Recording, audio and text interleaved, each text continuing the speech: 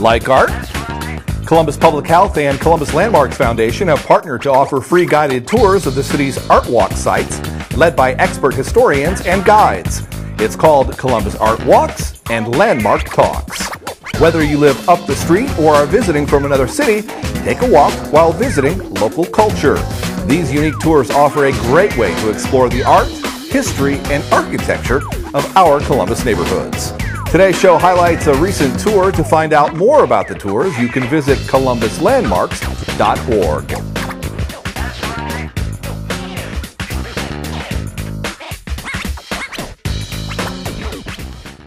The second art walk with Columbus Landmarks Foundation and the Columbus Health Department, and this is an overwhelming, wonderful group of people.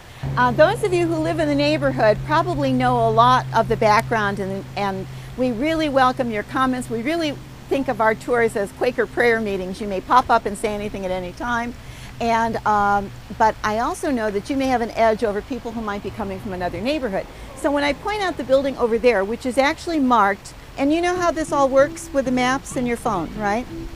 Where you dial up 645-2646, and then it'll come on and it'll tell you to punch in a 3-digit number, and I think the 3-digit number is 246.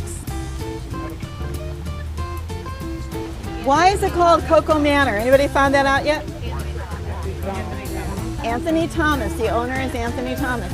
How many empty lots did that take up? 5 empty lots. So it's quite an expanse. What do you think of that? Does that strike you as fitting in well with the architecture, not fitting in as well? Looking, and it shouldn't be a replica. I mean, new architecture should look like new architecture. I'm just curious what your thoughts are. It looks new. It looks new. And why does it look new? Everything is square. There's nothing that's off kilter. Oh! Living in an old You house. must own an old house too. All right, nothing is like that. Okay, that's good. It looks like it's all plumb. Very good.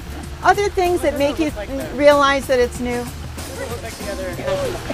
There's no turrets. If you know the further, it has no turrets. A lot of these houses do have turrets.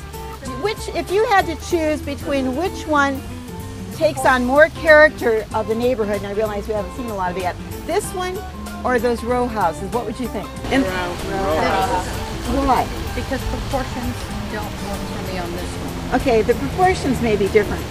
Anybody else? How many houses on Neal have the bay windows in the front? And Okay. that over there does. Okay. As an architect, what do you think? What are the differences that you see between the two? I think all the comments are right on. I think this is a tough place to start because everything we're looking at is new, and so we haven't really established what the fabric of this area was when the park was built. But the Victorian architecture and a lot of the traditional architecture, because it was true masonry construction, you tend to find tall and narrow windows, short spans, not big spans like the big square window there. And most of the articulation of the buildings are smaller proportions. So those are all really good comments. Okay, so we better look and see what the rest of the neighborhood looks like, or we'll be standing here for an hour.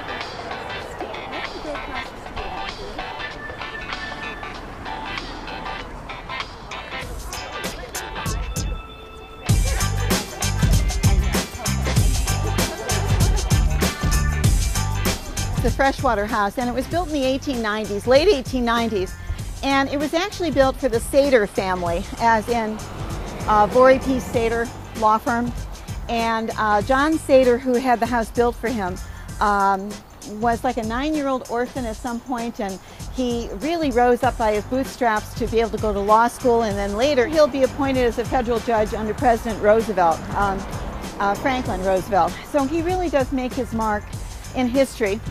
He has his house made for him by an architect called Stribling, and that may not be a familiar name to you, but I am sure that some of you know the Stribling architecture if you've ever been to the Elevator Bar, because that building is also a Stribling building. But the style is considered to be Queen Anne. Queen Anne is very much a part of Victorian Village because it comes in after the Civil War. And after the Civil War for Columbus is a very prosperous time.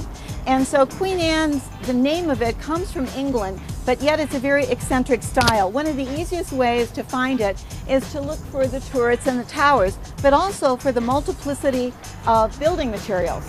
So you see stone and you see brick and you see shingles, and on some you would find shakes, and on others you'd find wood trim like stick style.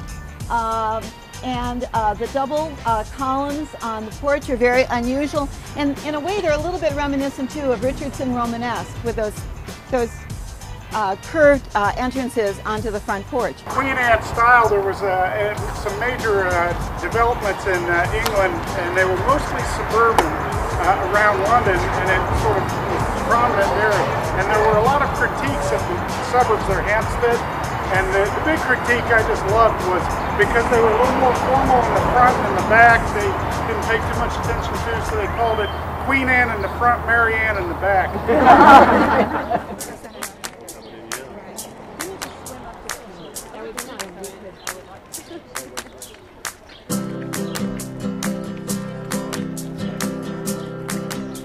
Well, we stopped in front of this one because this is a very unusual one compared to some of the others. And as we've been walking down, you notice there's a similarity in building material and certainly in sort of the grandeur of them. A lot of the details are about the same. But this one, and actually this one to some extent, don't quite follow quite the same pattern. And this one, interestingly enough, is a later house. I mean, not just because it's a double. And by the way, I don't know, I consult my architect friend here, but a lot of time the up and down doubles are known as Cleveland doubles because they are found predominantly in Cleveland. And Columbus tended to build duplexes that were side by side.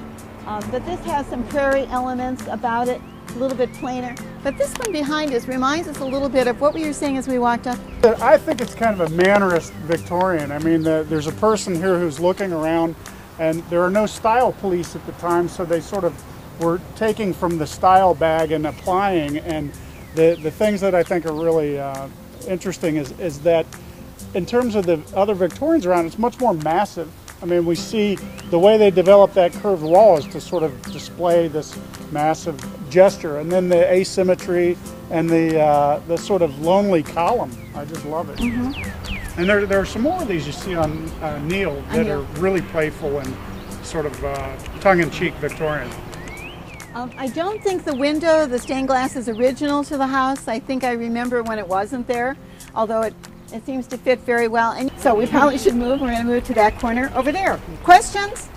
Who's the architect for this house? We don't know, and so many of them are like that. Unless they kind of come down to us like the Stribling house, really they could have been out of a pattern book, which is what Columbus gets a lot of them. Good question. You may win a prize.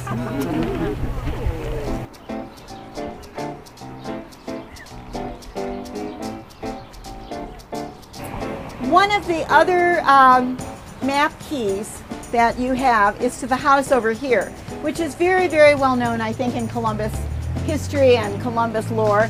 And this is the Sells house, as in the Sells Brothers Circus. I'm assuming most of you kind of knew that. Do you know anything else about the Sells family? I'm going to make you talk to me. His wife did not like the circus. His wife did not like the circus. Or the people. Or the people. Or the people. Or even her husband, now that you think about it. Seriously. It's the St. Sells family that found Dublin, Ohio.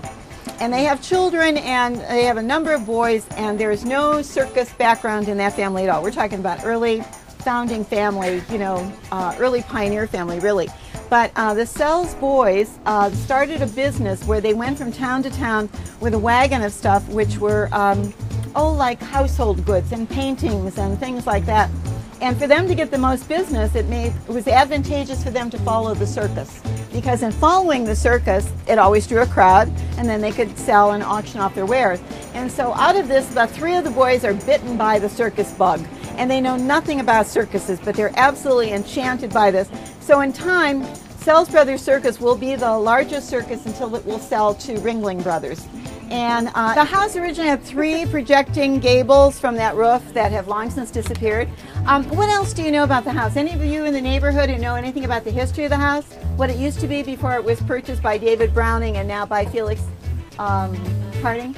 Do you know anything else? Or Fritz Harding? It was a daycare. It was a daycare. Yeah, it was Victorian Park Daycare, which was always curious because in the basement there were cages for baby animals born across the river in the wintering grounds over where the old High was, over by Lenox, and so they would bring the babies, animals in and put them in the cage. And if I were running a daycare, tempting on timeout times, but the house itself had been many things. It had also been pretty much a rooming house. I remember it as a very, very bad condition. And it's always been said to be sort of a circus Gothic house. It defies style. It's very eccentric and was made to look like the circus tent. I don't know if that's true or not. Do you think so, Tim?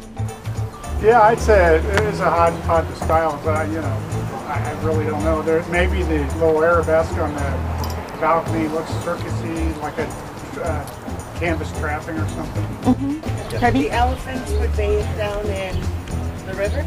The elephants would bathe in the river, and in fact, we were in front of the elephant sculpture of Malcolm Cochran's, who added to the park, and the spouting elephants, and that was the homage to this one.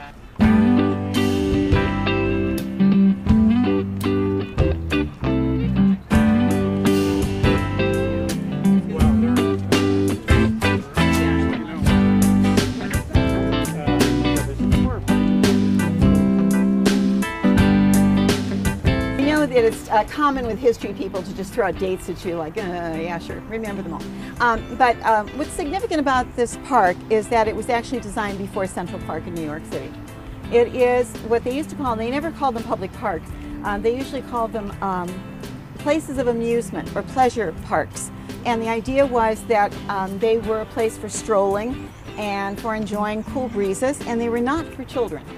And in fact, not that children were forbidden from here, but there's a whole other movement around World War I with the progressives that actually talks about, hey, you know what, those little dirty urchins that are playing in the ground, you know, being run over by carriages, we should create something for them. And really those parks come in much later. So these are the parks that are kind of the pleasure grounds. And Lincoln Goodale had come from New England originally with his mother. His father had been kidnapped by Indians, and they come into the old part of Franklinton in the late 1700s already, and he makes money as a doctor. This is a very wild and woolly town. There are very few buildings, and it's pretty much a backwoods territory, and people can't pay with money. He's one of actually 4 doctors, and so like the other doctors, he accepts things in trade. You know, eggs one time, something else here and there, and eventually will also take land or property, and he buys land and property. And he was smart enough in 1850 to see that Columbus was changing. He gives this land, and he says he wants it as a park. And he not only wants it as a park, because nobody goes, what's a park? You know, we never had a park, what's a park? But he makes certain provisions, like the roads that are going to circle it are going to be 60 feet wide, and that there are certain laws that you can't shoot birds in this park.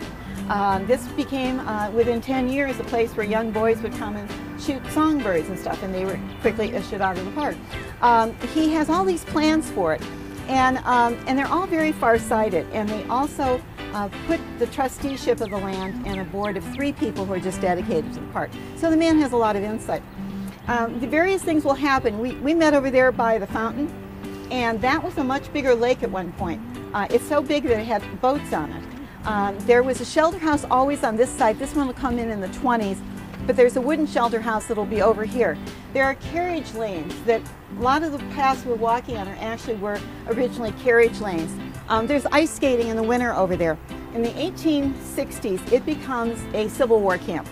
And Goodale is still alive. He doesn't die until just after the Civil War. And he is not amused because Ohio and Columbus is the big recruiting ground for the Union soldiers. And when Lincoln issues a call for Ohio, they mean Ohio is going to have to put up a lot of volunteers.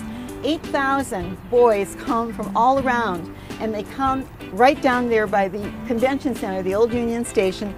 And where do they go now? Well, look where we are. This is the closest thing they've got. And suddenly there are 8,000 young men in here, and they start cutting down trees. They need drill places. 8,000 people, you know, they need a lot of space here.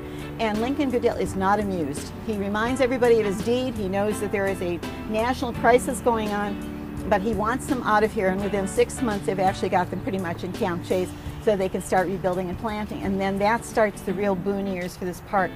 So that things are enlarged and widened. There's a beautiful statue that Artemus Ward did of the bust of Lincoln Goodale, which is supposed to look just like him, that we'll see over this way. become some of the first public art in the area. Is this park still under the restrictions of that Goodale set for the park? Yes. That park is still actually under the restrictions set by Goodale, although it's administered by Columbus Parks and Recreation. How many acres is this park? I think it is almost 70, so quite sizable. It's 1 mile around. Okay, 1 mile around. Okay. There was a different sensibility about public amenity back then too. I mean, we were talking nearly, are we near the City Beautiful movement? Yeah. Well, just before. But this building has been altered. You can see that at one time it was the two ends that may have had programmed, and then the middle was open as, I think they sort of referred to these as casinos, and they were more just for public amenity, public use. You're right, there was big casino, meaning dance pavilion or other kinds of activities that would go on. This would have been an amazing thing to have this colonnade open, and it would really lock this building to the ground and let the park flow through actually. So you just get a little elevated piece in the center of the park. Very nice. Okay, shall we keep moving here a little bit? That would be,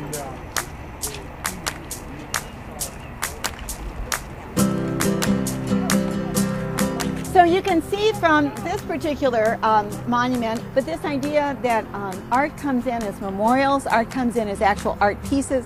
But if you notice, Mr. Flag is associated with the United Commercial Travelers of America. The commercial travelers were traveling salesmen. They used to call them Knights of the Grip. Well, I just love that. You know, the grip on a suitcase, the Knights of the Grip. And Columbus had tremendous number of traveling salesmen passing through because there were 125 trains a day that went through Columbus, back and forth and back and forth, and so these people were selling everywhere. People who were traveling salesmen had no insurance, nobody knew where they went, there was no cell phones, there was no way to keep in communication except maybe a telegraph home. They were subject often to people mugging them for their goods or for their cash they carried. It was a very hazardous job. And so by banding together in what would almost be like a welfare association, a peer welfare group, they could provide for their families if something happened to them, if there was a train wreck, if they lost everything, if they needed money or whatnot. So it's easy to sort of kind of assume that this is just sort of a quaint little thing, but it was, Columbus is not known for its labor movements, and yet this is probably one of the more significant kind of labor movements that that come about to protect workers. When we look over here at this building, which is the one that Mr. Pizzuti bought, he has created that to be an art gallery. And let's go over and see some of the things that are already in front. Beaux-Arts buildings tend to be classical in form, certainly in balance and in order, and often the columns that you see, but they are also easily recognized because they look like libraries, don't they? Or they look like public buildings. They look like embassies. In fact, David just said, you know, when you approach it, it looks like the embassy of Paraguay. Yeah, there's something about the size of it. And if you notice, the words over the top are still there because now it's no longer just the United Commercial Travelers Company. It is about the Supreme Order. In other words, this was the national, if not international, headquarters for it all. How old is this building? This building is, I think, 1920s. And I don't know why I think that. Maybe we'll see a cornerstone.